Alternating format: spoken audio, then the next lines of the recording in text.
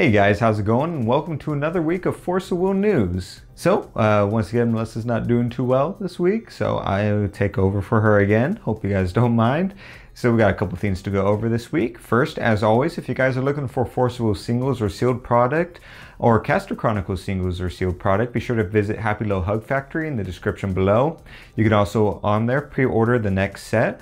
They have a new Dawn Rises booster box for $80 for pre-order, as well as the starter decks for 15 bucks each, or you can get all 5 for $65. So be sure to click that link so they know we sent you in the description, and happy shopping there. So the first piece of news is we're going to go over GenCon. So GenCon happened this past weekend. A lot of stuff happened to it at it, which was pretty cool. So we'll go ahead and go over some of that today. First is the collectible side of it. So there's a lot of cool sort of unique things to GenCon. The first of which is they had around 20 of the Malaysia Energized tokens. If you remember, they look like this. They also have the Force of Will symbol on the backside, so they had all those there available for purchase.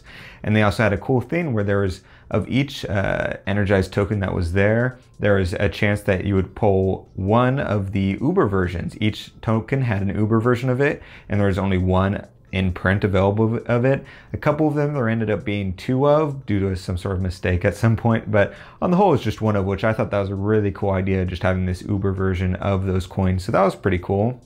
As I mentioned last week, they also had little Dread figurines. You can see right there what it looks like in real life. We just saw the renderings last week, but this is it in person. It's nice and small, and you can hand paint it if you want to and stuff like that. Oscar got one, so it'll be kind of cool to see what that looks like. There also was an exclusive Energized token card theme that was given to people who helped work at the event. We have this example here, courtesy of Sigma Patent. So it looks super cool. I'm pretty jealous of that. So it was personalized for them. So just something cool that I thought was from there.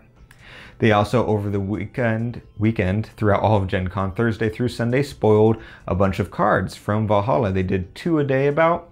And what they would do is they release a version of the card that was completely blacked out except for the image, and they would reveal the cost, I believe, and stats or something like that, and they would finally reveal the ability of it at the end of the day, so the whole card. And so they did that for a bunch of cards. So we got some cool looks of things. We didn't have these in our spoiler video. If you want to see us talk in depth about them, we talked about it on our most recent podcast this week, so you can go check that out. But so we got all those cycling on my side, so you can see all those there. There's also a tournament that they ran there. It was a small tournament, but the winner of the tournament, in case you guys were curious, was Zach Bain. He got first with a Keurig list, and Billy Buttons got second. I forget which list he ran. And first place, I believe, got an unpaid invite, which was pretty cool. But yeah, I thought that it was sounding like just a fun thing to be at that Gen Con. You could see, as you saw, like the booth had all that product. And like I said, they had the spoilers were actually revealed by attendees throughout the day. So it was sort of this cool interactive thing, in addition to all the other stuff they were doing. One side note, something we were told, and if you guys could confirm this, I'd be curious. Someone had said that they were selling Time Spinning Witch booster boxes there. However, they were the first print run, so they still had the misprint rulers in there. I'm hoping this maybe was just a fluke for the one guy, or maybe it's not true. If that's true, let me know below, because that would be absolutely terrible on the company's part, because that means they're just selling boxes just to get rid of product. Even though they're the misprint boxes that they no longer support exchanging those outside of attending the GP at this point. I think the Melon program is over. And even if not, it's the company running that booth. They should have the second print run of TSW. So we'll see. Hopefully that's not true, but yeah, that'd be pretty bad. At the Asia Championship in Guangzhou, I don't know how to say that, but it's in China. They revealed that there's a bunch of this cool Force of Will product there. And as far as we can tell, I think it's just for purchase at the event. I don't know if it's also going to be pricing at the event in some capacity, if it's just for purchase or a little bit of both.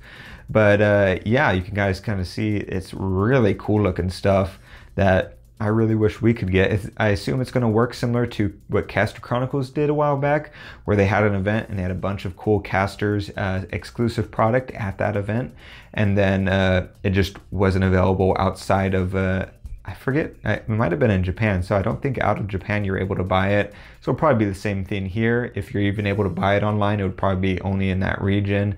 So that kind of sucks, but hopefully if it's really popular at that event, maybe the company will take notice and make stuff like that more available, because I think it's been made pretty clear that people from the community really like this type of product, so much so that we're overpaying for a lot of it, especially those energized tokens, those low dread figurines and stuff like that.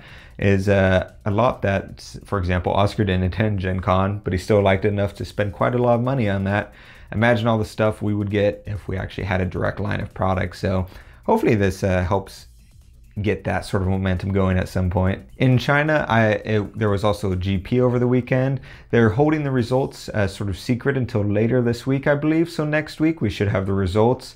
I'll go over that in the news, as well as we'll have the article posted when those results come in. But as of right now, there's nothing. But just so you guys know, we are aware there was something that happened over the weekend. Just no results have been posted as of right now.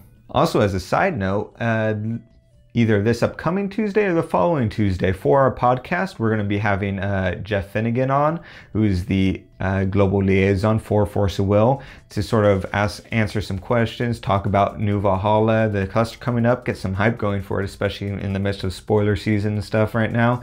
So we're pretty excited about that. So just something to keep on the radar. If you guys aren't subscribed, make sure you subscribe to see that. And if you guys have any questions you'd like to think would be good to ask Jeff for that, be sure to send them to us either in the comments or on Facebook, Discord, a lot of different avenues to get a hold of us, and we'll be sure to see if it's something he'd be interested in answering.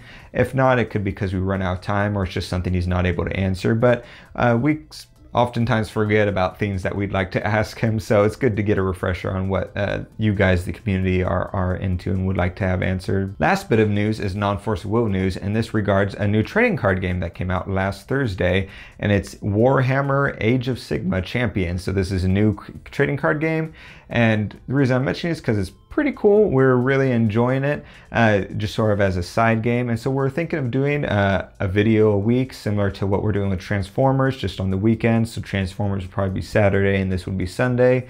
We've already filmed a box opening of a booster box and the starter deck, so we at least have that. If you guys are interested in that content more, let us know. The thing I really liked about it is how it integrates with the digital side with the app, as well as the card quality, which really reminded me of Force of Will, especially at the back of it with the raised glossiness and stuff like that. It's really cool art, and the gameplay is really simple as far as learning it and all that, but obviously it's more complex the more you get into it. So I just really enjoyed it overall. It's very unique.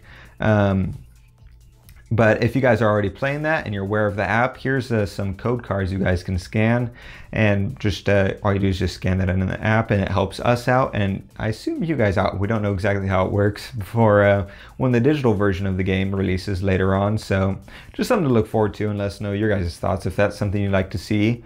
I mean, like I said, we already have videos lined up, but it's still good to know your guys' opinion, especially if you'd like more than a video a week, or if you think it should be a video every 2 weeks or something like that. I don't know, but yeah, that's all the news for today. Let us know what you think below, and make sure you subscribe for more news, hopefully with Melissa next time, because she's better at talking, and we'll see you guys next time.